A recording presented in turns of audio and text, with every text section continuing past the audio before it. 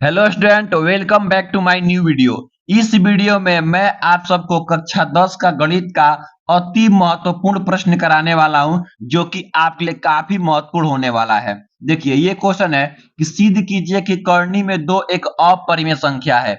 यह आपका वास्तविक संख्या से क्वेश्चन है और हर साल पेपर में आता है और इस साल भी आएगा ही आएगा, 6 नंबर या 4 नंबर में। ठीक है ना? तो आप लोग इसको अच्छे से तैयार करके जाइएगा। देखिए, सबसे पहले हम लोग को मानना होगा कि माना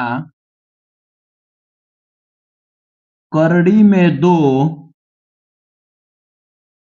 एक परिमेय संख्या है। एक परिमेय संख्या है। एक परिमेय संख्या है कि माना करड़ी में दो एक परिमेय संख्या है। अब देखिए, जब ये मान लेंगे, अब हम लोग को जब यह परिमेय संख्या है तो लिख लेंगे यह करड़ी में दो क्या होगा, यह ए बट्टे बी के रूप में होगा। क्यों? क्योंकि यह परिमेय संख्या हो गया। और लिखेंगे यहाँ पे जहां जहां ए और बी एक पूर्णांक है। ए और बी एक पूर्णांक है तथा तथा ए और बी सह अभाज्य संख्या है। सह अभाज्य संख्या है। क्या है? सह अभाज्य संख्या है।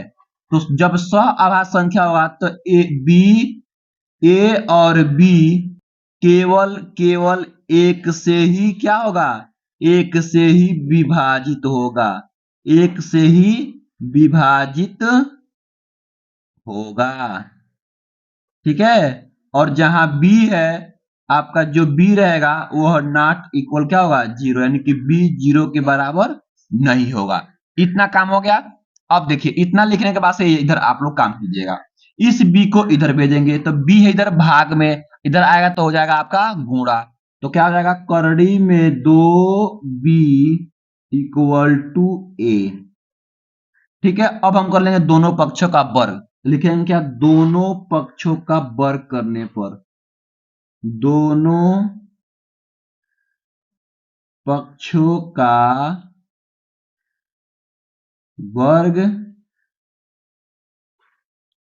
करने पर क्या हो जाएगा, अंडर रूट दो बी का होल स्क्वायर इक्वल टू ए का होल स्क्वायर। अब क्या कर देंगे, जब दो का आपका स्क्वायर करेंगे तो अंडर रूट दो गुणे अंडर रूट दो, केवल आपका दो आ जाएगा और बी का स्क्वायर आपका बी स्क्वायर हो जाएगा इक्वल टू ए का स्क्वायर ए स्क्वायर हो जाएगा। ठीक है? अब देखिए, हम क्या करेंगे, इस दो को भेज देंगे इधर। दो किधर है, इसमें गुणा में जाएगा तो भाग बन जाएगा।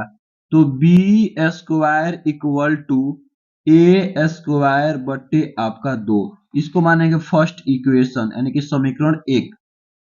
अब समीकरण एक से पता चल रहा है कि जो दो है ए स्क्वायर को विभाजित करता है।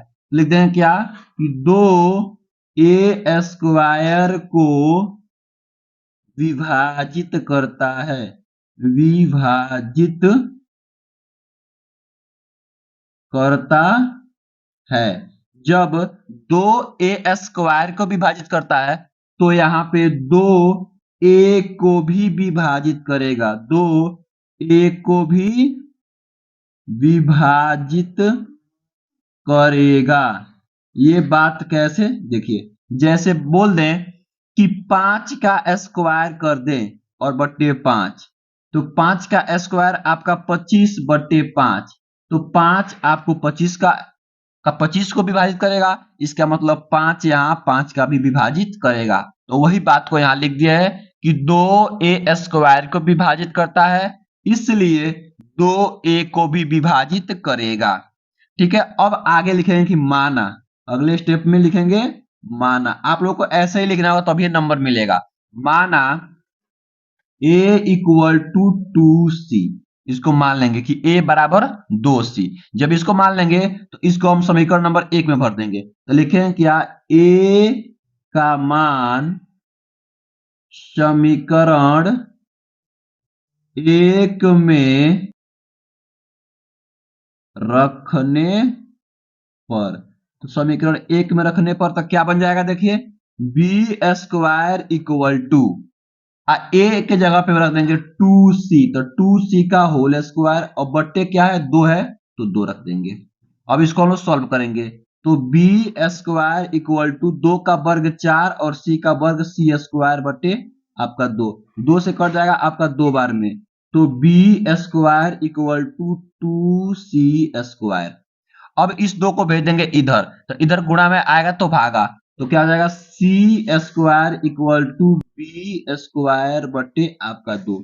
इसको मान लेंगे इक्वेशन नंबर दूसरा, यानी कि समीकरण नंबर दूसरा। सेम वही बात यहां पर करना है। अब 2 बी स्क्वायर को विभाजित करता है, तो लिखेंगे यहाँ पे 2 बी स्क्वायर को विभाजित करता है, विभाजित करता है, इसलिए 2 बी को भी 2 बी को भी विभाजित करेगा, विभाजित करेगा।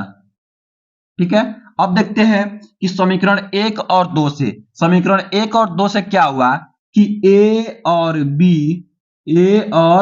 बी तो 3 से विभाज्य हो गया, 3 से विभाज्य है, 3 से विभाज्य, क्योंकि देखिए यहां पर 2 बी स्क्वायर को और बी को दोनों को विभाजित कर दिया, और समीकरण 1 में 2 ए को और ए स्क्वायर को दोनों को विभाजित कर दिया। इसका मतलब ये क्या हुआ कि ए और बी 3 से विभाज्य हो गया। लेकिन हम माने थे क्या, यहां देखिएगा, हम लोग यहां पे माने थे कि ए और बी सहअभाज्य संख्या है जो कि केवल 1 से ही विभाजित होता है। लेकिन इक्वेशन नंबर 1 और इक्वेशन नंबर 2 से हमको यह पता चल रहा है कि ए और बी एक सहअभाज्य संख्या है, तो ए और बी केवल 1 से विभाज्य होगा। लेकिन यहाँ पे इक्वेशन नंबर 1 और इक्वेशन नंबर 2 से यह पता चल रहा है कि 2 आपका ए और बी है वह 2 से विभाज्य हो गया। जब 2 से विभाज्य हो गया, इसका मतलब ए और बी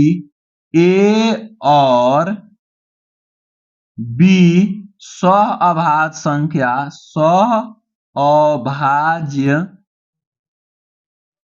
सहअभाज्य संख्या नहीं है, नहीं है, सहअभाज्य संख्या नहीं है। इसलिए हम जो माने हैं उसका क्या हो रहा है, विरोध हो रहा है। लिखेंगे इसलिए हमारी अवधारणा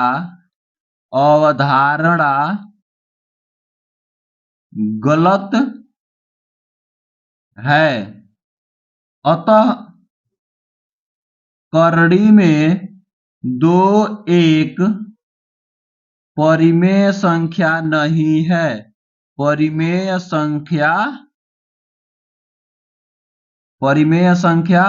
नहीं है, परिमेय संख्या नहीं है। इसलिए करड़ी में 2 एक अपरिमेय संख्या है, एक अपरिमेय संख्या है, एक अपरिमेय संख्या है।